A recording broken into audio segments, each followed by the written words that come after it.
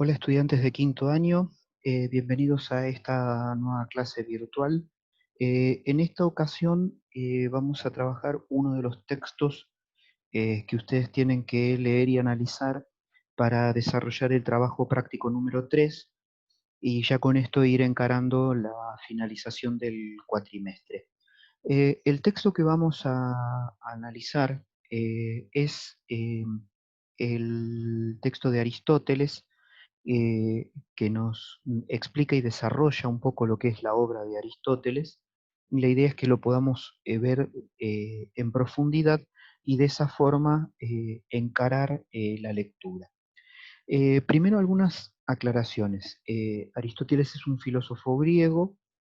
eh, lo ubicamos entre el siglo tercero y el siglo segundo antes de Cristo. Eh, Aristóteles fue discípulo de otro filósofo importante que es Platón, y él desarrolla una obra escrita muy interesante, de la cual no se conserva en su totalidad porque parte de esa obra se pierde en la quema de la Biblioteca de Alejandría a comienzos del siglo XI. Eh, de la obra que existe en la actualidad de Aristóteles, eh, lo que conservamos son los escritos que él destinaba a sus estudiantes avanzados de filosofía en la escuela de filosofía que él funda, llamada el Liceo, eh, donde inclusive tiene como discípulo, por pedido del rey Filipo II de Macedonia, a Alejandro Magno. Por lo tanto, Aristóteles se va a convertir en el maestro de Alejandro Magno, y lo que nosotros vamos a ver, sobre todo en el libro de la política, que es, digamos, la obra clave, la obra política clave de Aristóteles, es cómo él lo que pretendía era preparar a Alejandro Magno para gobernar.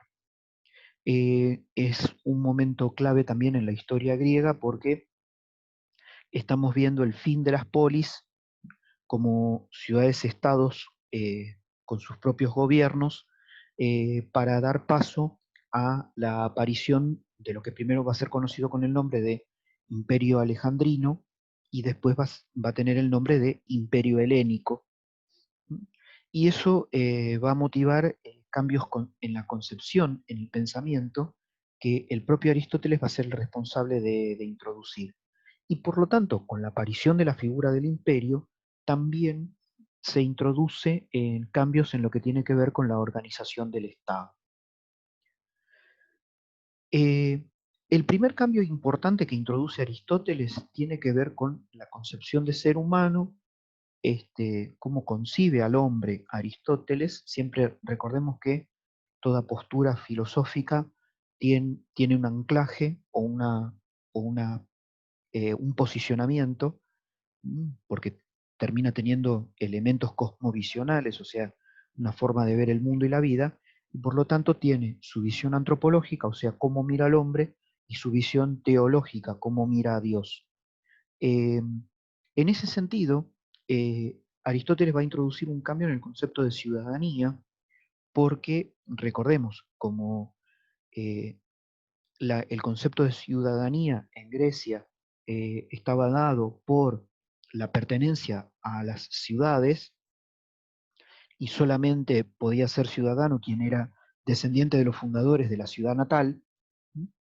Él introduce un cambio pensando en qué, en la visión del imperio que está apareciendo frente a sus ojos, y en donde la idea ahora es que los ciudadanos, los que habitan el imperio, tienen que sentirse tan ciudadanos griegos, el que vive en Atenas, en Alejandría, la capital que Alejandro funda, como en los extremos del imperio, en los límites del imperio. Y por lo tanto, hay un cambio, ya no es más ser ciudadano, ser heredero, sino que es ser ciudadano el querer pertenecer, el querer percibirse como alguien que está bajo el paraguas de la protección del Estado imperial. Y en base a esto, también Aristóteles introduce que existen dos naturalezas humanas, o dos clases de naturalezas: los seres obedientes y los seres preparados o con capacidad para mandar. A los seres obedientes también los divide en dos, y él habla de seres obedientes permanentes, que son los esclavos, y seres obedientes transitorios, que son las mujeres y los hijos. Este, Recordemos que estamos hablando de una época histórica en la cual la sujeción de la mujer de la esposa al marido era total, y estamos hablando de una época donde los padres de familia decidían e inclusive podían decidir la vida y la muerte de sus hijos.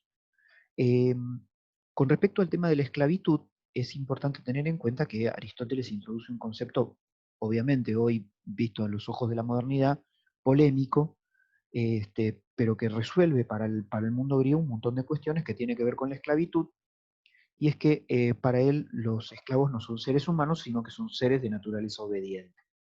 Este, por ese motivo, por ejemplo, en Grecia no existía la idea de tomar esclavos por conquista militar, o sea, la cuestión de la esclavitud era una cuestión hereditaria.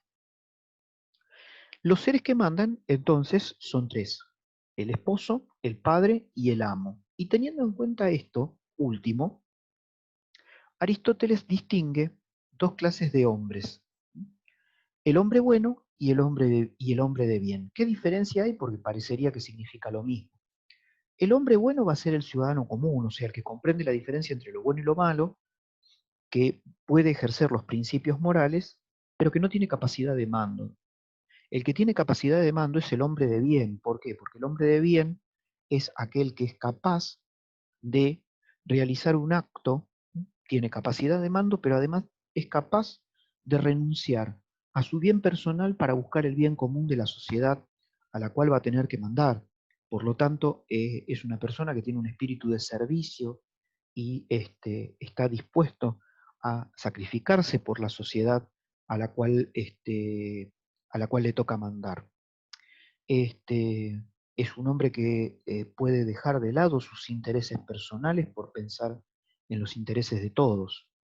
Em, Esto nos lleva a entender que estos hombres de bien, o sea, que no solamente tienen principios morales, sino que tienen vocación de servicio, eh, van a permitirnos entender cómo se origina la sociedad política a la que vamos a llamar Estado.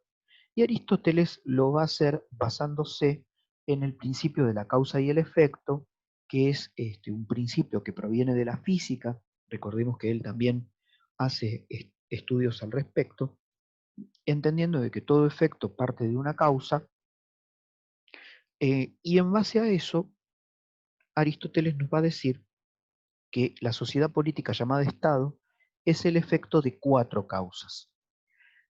Esas cuatro causas él las va a dividir en material, eficiente, formal y final, dependiendo de una pregunta que nos hacemos, que es ¿con qué, quién, cómo y para qué? ¿Con qué se hace el Estado? ¿Quién hace el Estado? ¿Cómo se hace el Estado? ¿Y para qué se hace el Estado? Eh, el con qué, que es la causa material, para él son los elementos que lo conforman, y él llega a la conclusión de que el con qué se hace el Estado son dos elementos: la población y el territorio. O sea, los habitantes de un Estado y el territorio que ese Estado ocupa es la causa material. A la causa eficiente él la va a dividir en dos, y nos va a hablar de que existe una causa eficiente próxima y una causa eficiente remota. La causa eficiente próxima es el hombre, o sea, el ser humano, y la causa eficiente remota es su sociabilidad, o sea, la capacidad del hombre de ser un ser sociable que lo lleva a vivir con otros seres, que lo lleva a vivir con otros seres humanos, necesita de organización, y por lo tanto eso es lo que da origen a la creación del Estado, el quién. La causa formal, el cómo, eh, depende de varios elementos. En primer lugar, todo Estado es un orden, ¿sí? O requiere un orden. Ahora, para que haya orden, es necesario que haya leyes. Para que las leyes sean obedecidas es necesario que haya justicia. Para que la justicia sea respetada, tiene que tener autoridad. Para que la autoridad sea obedecida, tiene que tener poder, y el poder, como es pleno, se vuelve soberano. Y acá hay una variación importante a tener en cuenta, porque para Aristóteles, eh, a diferencia de de su maestro Platón, el concepto de justicia tiene una variación importante. Eh, Platón entendía que la justicia era una virtud, que era una virtud armonizadora de otras virtudes humanas, y que por lo tanto, como forma de expresión social, la justicia también era una armonizadora, o la que ponía en equilibrio a todos los integrantes de la sociedad. Entonces, en esa idea, en Platón, para que haya Estado debe haber justicia, ¿sí? O mejor dicho, el Estado supone la justicia. En cambio, Aristóteles ve a la justicia como un instrumento de orden, o sea, la ve como la vemos hoy, no ya como una virtud, sino como el tribunal de justicia que declara culpable o inocente a alguien en función de en función de sus hechos. Por lo tanto, la justicia supone el Estado, o sea, para que haya justicia debe haber Estado. O sea, Aristóteles invierte la idea de su maestro. Y finalmente, como última causa del Estado, diremos que el para qué existe el Estado, es la causa final y es el bien común. Todos los seres humanos tenemos un fin personal, a lo que llamamos bien personal o metapersonal. Bien, la sociedad también. Eh, si bien Aristóteles no se explaya mucho al respecto, una de las cosas que podemos deducir por añadidura es que si el fin del hombre es la felicidad, el fin de una sociedad también es la felicidad de sus miembros. Luego Aristóteles trata de analizar cómo va a ser gobernado este Estado. Y en función de eso, una de las cosas que nos va a plantear es que existen diferentes formas de gobierno a las cuales él organiza, dividiéndolas en puras o impuras, o justas e injustas, y también las divide dependiendo de la cantidad de miembros o integrantes que ese gobierno tenga, estableciendo si es un gobierno de uno, de pocos o de muchos. Eh, la transición o el paso de que un gobierno deje de ser puro para pasar a ser impuro, o deje de ser justo para pasar a ser injusto, es lo que él llama la corrupción de los gobiernos. Él plantea que los gobiernos se pueden corromper, y eso cuando se da, cuando los gobernantes dejan de preocuparse por el bien común de la sociedad para utilizar el poder y buscar el bien común, el bien personal. Perdón. Entonces, los gobiernos son justos cuando los gobernantes dejan sus bienes personales de lado para buscar el bien común, y los gobiernos son injustos cuando el gobernante deja de buscar el bien común para usar el poder para beneficio propio. Entonces, partiendo de esto, él nos va a decir que la primera forma de gobierno que nos aparece es el gobierno de uno, al cual él llama el reinado, o le damos también el nombre monarquía, porque esto es una unión del latín y el griego. Mono en griego significa uno, quia en latín significa poder. El gobierno de uno, el poder de uno, mejor dicho. Este poder de uno se corrompe cuando el rey se vuelve un tirano, es decir, el rey se vuelve un ser autoritario, un déspota, que ejerce el poder brutalmente, y eso lo transforma en una tiranía. ¿Quién es capaz de derrocar al tirano? Los pocos. ¿Y qué pocos? Los pocos virtuosos. Y por lo tanto, el proceso de transición de un gobierno injusto, tiránico, a un nuevo gobierno justo, será el paso hacia una aristocracia.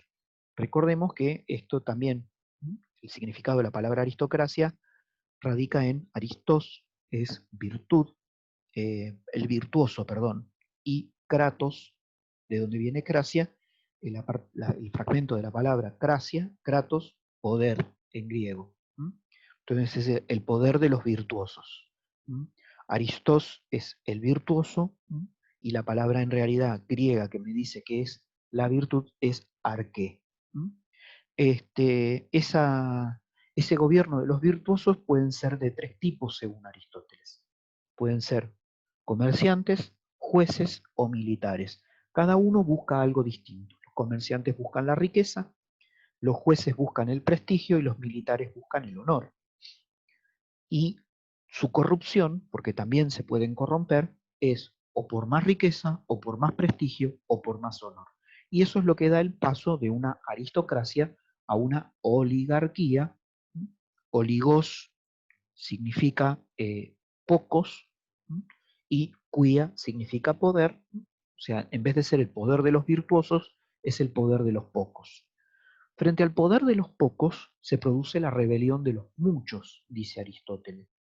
Y eso es lo que provoca que si esos pocos corruptos puedan llegar a ser derrocados por unos muchos y ser reemplazados por un gobierno que él llama paideia o politeia, independientemente, el término en realidad significa lo mismo, es un término griego que en realidad no tiene traducción al castellano, que podemos asimilar desde el latín a la palabra república, o sea, res populus, la cosa del pueblo.